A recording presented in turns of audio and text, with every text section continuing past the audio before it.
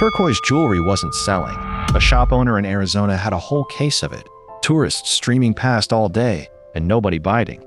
So before leaving on a buying trip, she scrawled a frustrated note to her head saleswoman, cut the price, everything times 1/2, and drove off. Days later, she came back to find every last piece gone. She was thrilled until she did the math. The clerk had misread the scribbled note. She hadn't halved the price. She doubled it. And at double the price, the turquoise sold out in a weekend. Now, why would raising the price make people buy? Hold on to that question. Because the answer is the same hidden reason you say yes to things you'd swear you'd never fall for. By the end of this, you'll be able to hear it happening and stop it. To understand the jewelry, meet a mother turkey. She's a fierce, devoted parent, but her whole devotion runs on a single trigger, a chick's soft cheep. Play that sound from a stuffed model of a polecat, her natural enemy, and she'll gather the predator lovingly beneath her.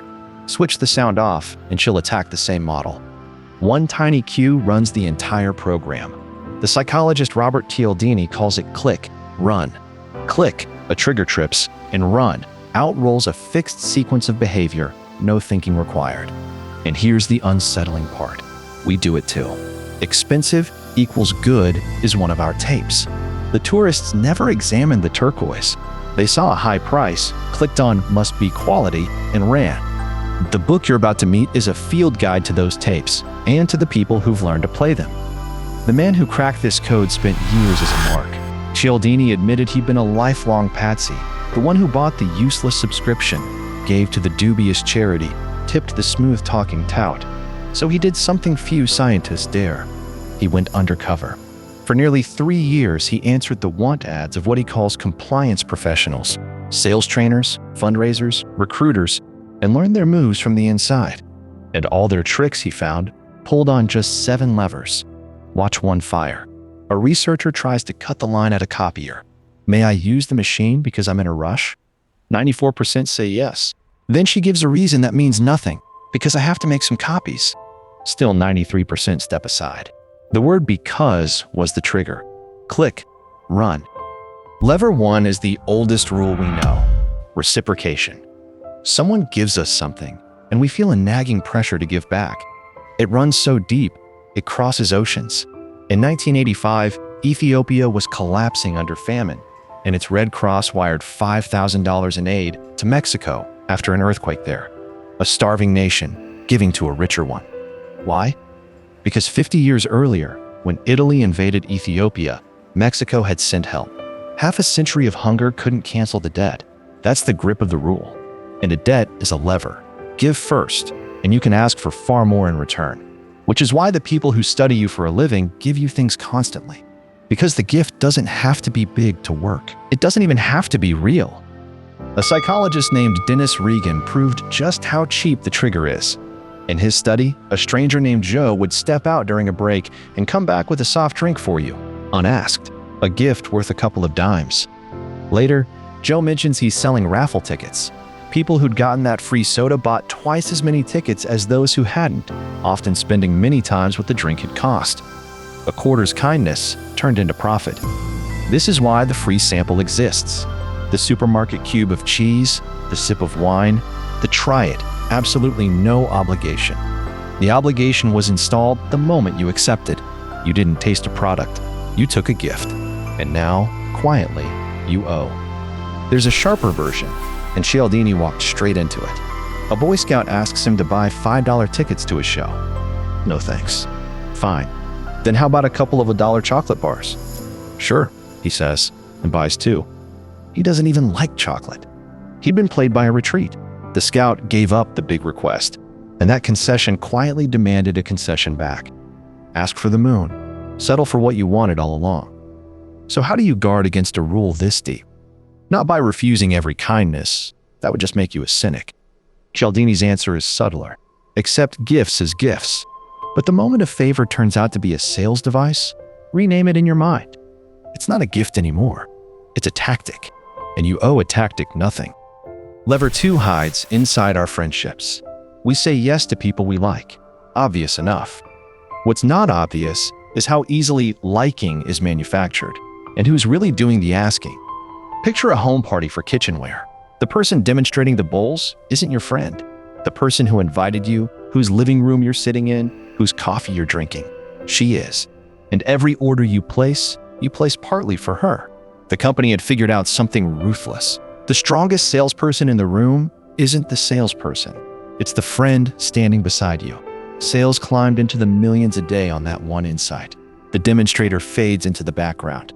The bond does the selling. So what actually makes us like someone?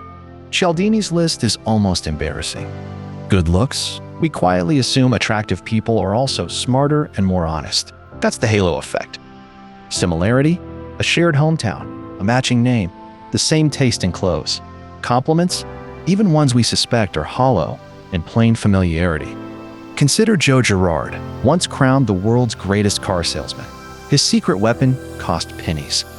Every single month, he mailed each of his thousands of customers a card, a different design each time, but always the same 3 words. I like you. That's it. No pitch, just the feeling, delivered on schedule. People came back for years, because being liked is a kind of gift too, and by now you know exactly what a gift demands. Liking has one last trick: association. We transfer feeling from one thing onto whatever's touching it. It's why advertisers strap their product to a celebrity, a puppy, a beautiful face. It's even why we snap at the weatherman for the rain. He only reported it, but he's standing next to bad news, so he catches the blame. Which points straight at the defense. You can't stop yourself from liking people, and you shouldn't try. Instead, Cialdini says, watch the meter. If you notice you're liking a salesperson faster and warmer than the situation could possibly justify, that, right there, is the alarm. Step back and split them in 2. The person you like and the deal in front of you. Then decide on the deal alone. Send the friendship home. Lever 3 is the one you'd swear doesn't work on you. Social proof. We decide what's correct by watching what everyone else is doing. Here's the proof you laugh at without noticing. The laugh track. Every network knows audiences find comedy funnier and laugh longer when they hear other people laughing. It's fake, recorded, sweetened by technicians whose entire job is to pour in laughter that never happened. We know it's fake. Studies show it works anyway. Because when we're unsure whether something is funny, we quietly outsource the judgment to the crowd, even a crowd of ghosts. The rule underneath is simple. If many are doing it, it must be right. And it saves us thinking most of the time. Right up until the crowd is wrong. When the crowd is wrong, social proof turns dangerous. Take the emergency that everyone ignores. Cialdini lays out a chilling pattern. The more witnesses there are to someone collapsing on a sidewalk, the less likely anyone steps in to help. Not because we're cold, because we're watching each other. Everyone glances around, sees everyone else staying calm, and reads that calm as proof there's no real emergency.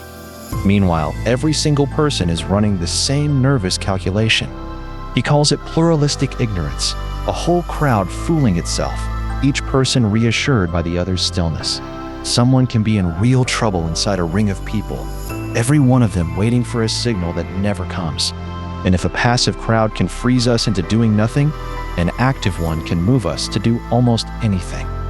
In 1978, in a remote jungle settlement, more than 900 members of an American cult died together at their leader's urging in a single day.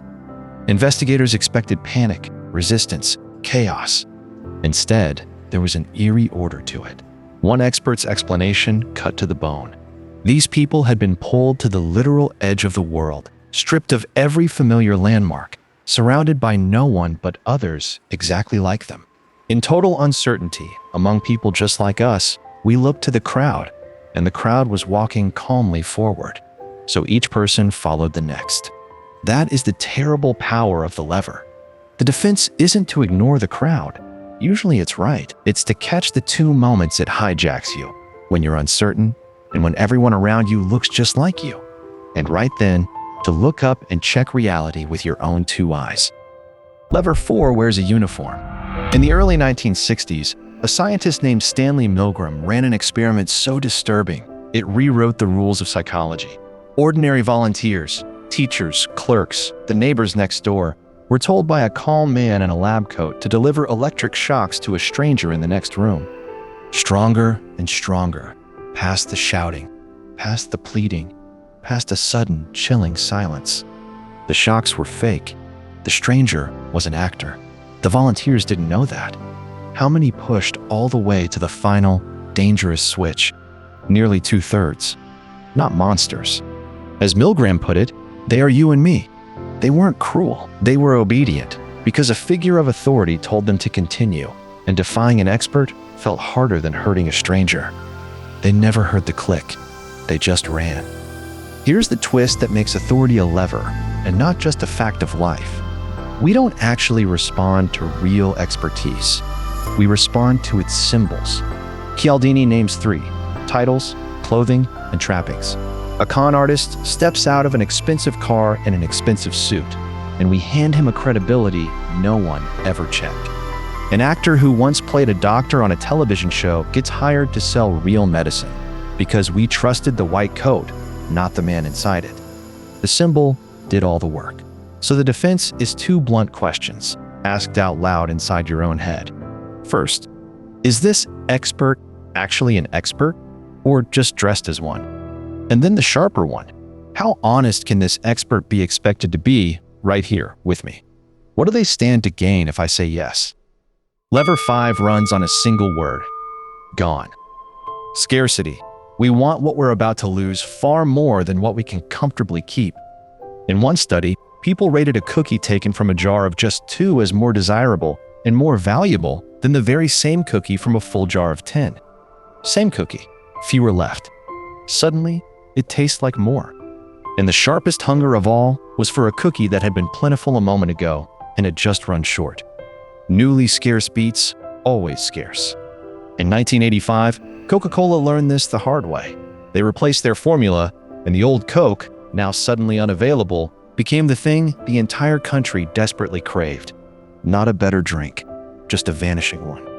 Why does losing an option make us lunge for it? Because a freedom, once threatened, becomes something we'll fight to keep. Psychologists call it reactance, and you first felt it as a child, the instant a toy was forbidden.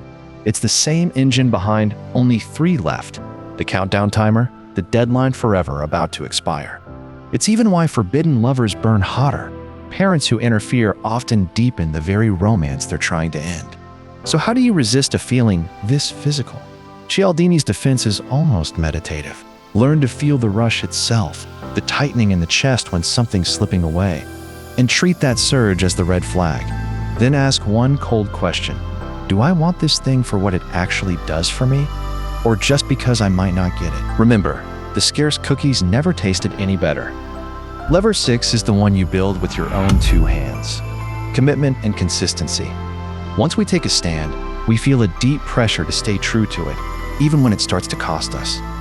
Watch it at a racetrack. The very instant a bettor lays money on a horse, their confidence in that horse jumps. Nothing about the race has changed, only their commitment has. Now they're locked in, defending a choice they made 30 seconds ago. Salespeople reverse engineer this. Get you to agree to something tiny, and you'll agree to something huge just to stay consistent with it. They call it the foot in the door. A small yes today is a lever on a giant yes tomorrow, because you will bend reality itself rather than contradict the person you just were.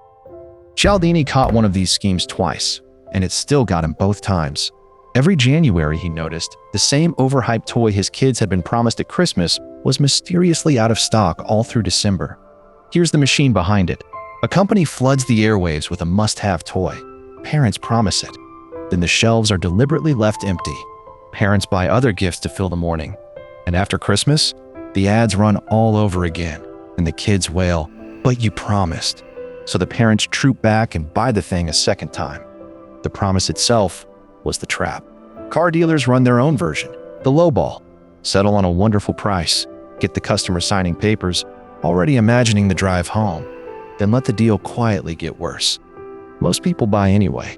They've already become someone who owns that car. The darkest proof came from prisoner of war camps in the Korean War. Chinese captors rarely used force to turn American prisoners. They used consistency.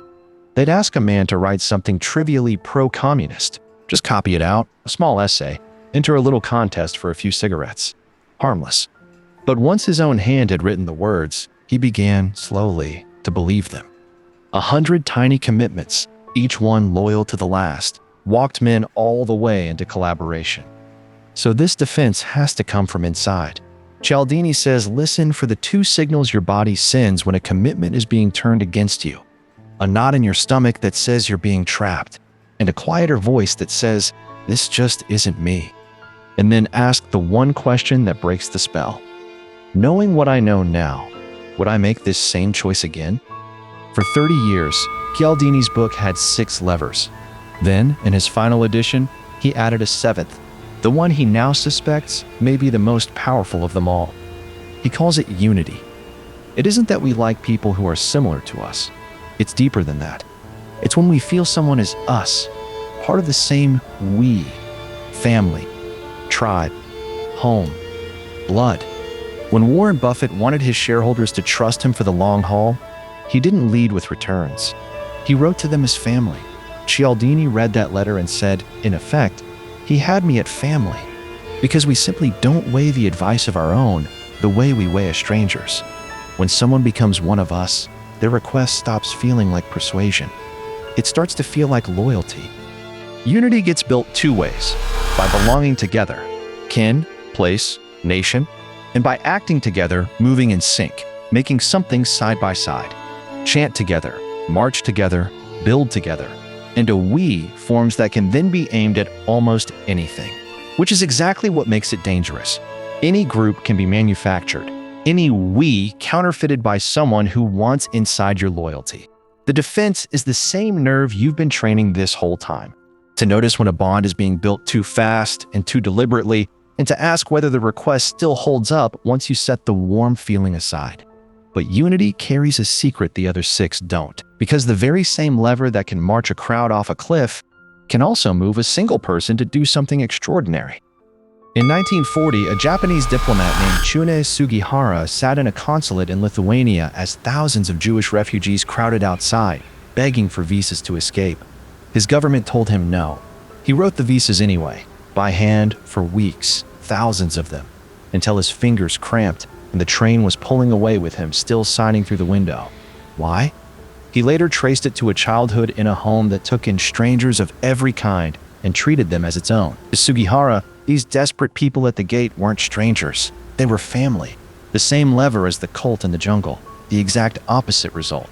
And that is the whole point Cialdini leaves us holding. In a world moving far too fast to think, we lean harder than ever on these automatic shortcuts.